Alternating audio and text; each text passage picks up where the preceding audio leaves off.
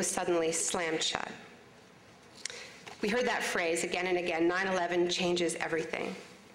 And one of the first things we were told that it had changed was that trade, privatization, labor rights, all the things we were fighting for just so recently, no longer mattered. It was year zero, wipe the slate clean. And it was another one of these rebooting history moments. History was apparently starting all over again from scratch, and nothing we knew before mattered. It was all relegated to pre-9/11 thinking.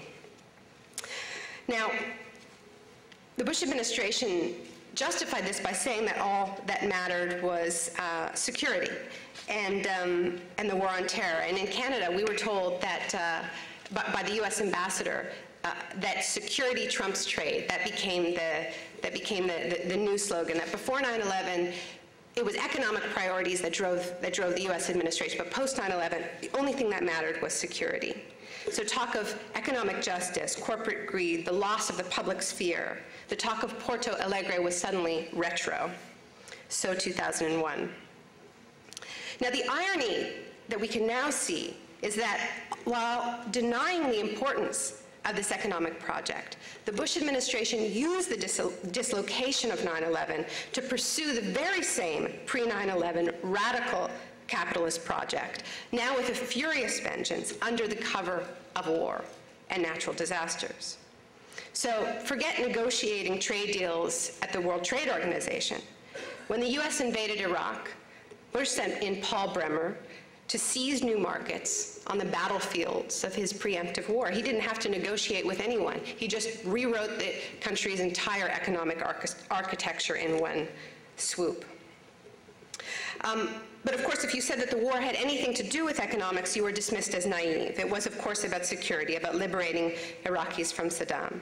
Journalist Naomi Klein will be back with her speech in a minute.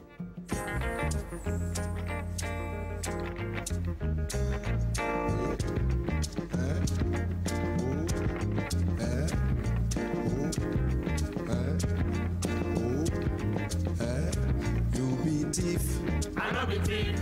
you be rogue, I know be rogue. you be steal, I know they steal. you be robber, I know be robber.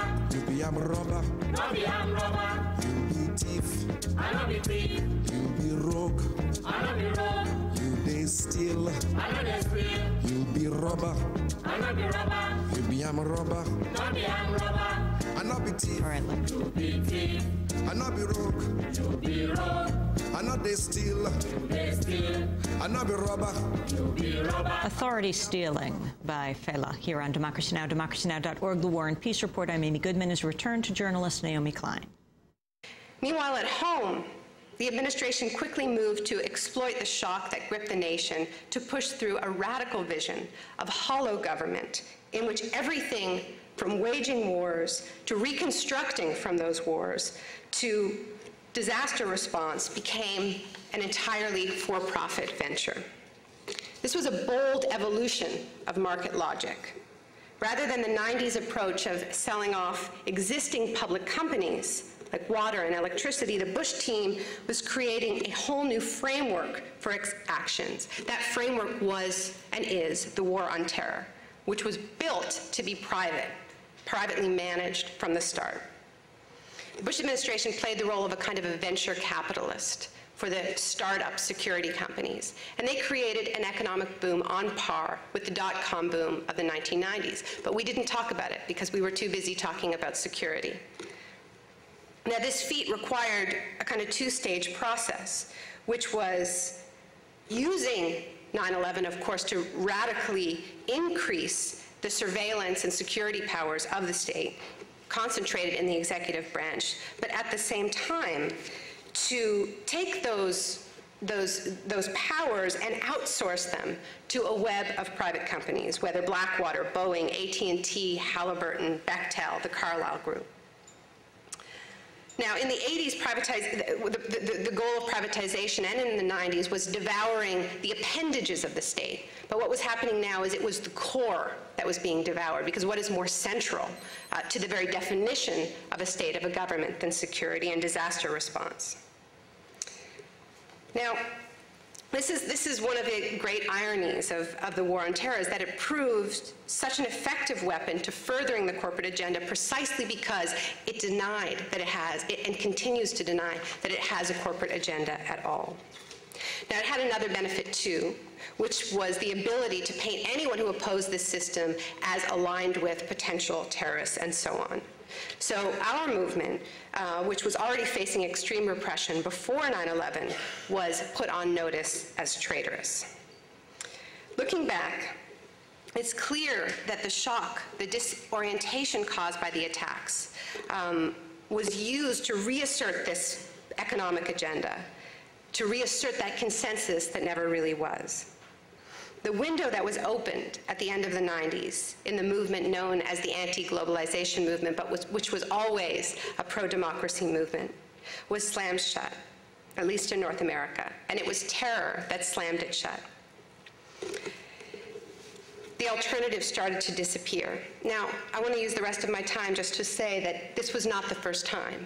That this, if we look back at the past 35 years, we see this slamming of the door on alternatives just as they are emerging, repeating again and again. Many of you were here for the opening address from Ricardo Lagos, the former president of Chile, who talked about another September 11th, which was another one of those moments, a far more significant one, when a very important democratic alternative, the real third way, not Tony Blair's third way, but the real third way between totalitarian communism and extreme capitalism was being forged in Chile.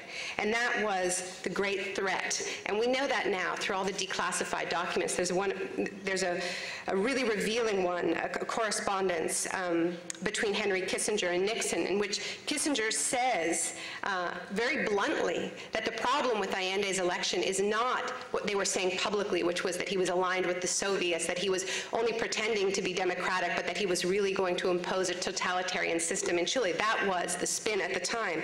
What he actually wrote was the example of a successful elected Marxist government in Chile would surely have an impact on, and even precedent value for, other parts of the world.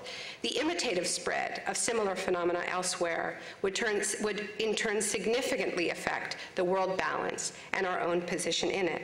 So that alternative, that other world, had to be blasted out of the way, and extreme violence was used in order to accomplish that.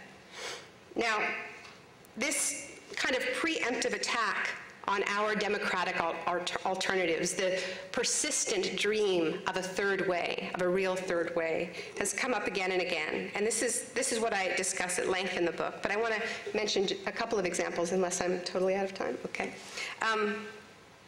Examples of moments where there was a similar sense of effervescent possibility of being able to breathe more and dream more fully. One of them was in Poland in 1989. June 4th was the day of the historic elections in Poland that elected Solidarity as the new government. They hadn't had elections there in decades.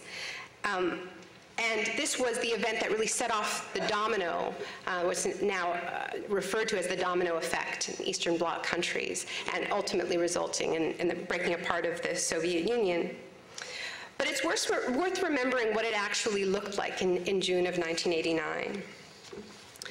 In Poland, people didn't think that history was over because they had just elected Solidarity as their government. They thought that history was just beginning, and that they were finally going to be able to implement what the movement, which was a labor movement, had always seen as the third way not taken. Now, Solidarity's vision was not a rejection of socialism. They said that they were calling for real socialism, as socialists often do. And it was a rejection of the Communist Party. They were everything that the party was not, dispersed where it was centralized, democratic where it was authoritarian, participatory where it was bureaucratic. And Solidarity had 10 million members, which gave them the power to completely shut down the state. So when people went to the polls and elected a Solidarity government, what were they voting for? What did they think they were voting for? Did they think that they were voting to become a free market economy on the model that Francis Fukuyama was talking about? No, they didn't. They thought they were voting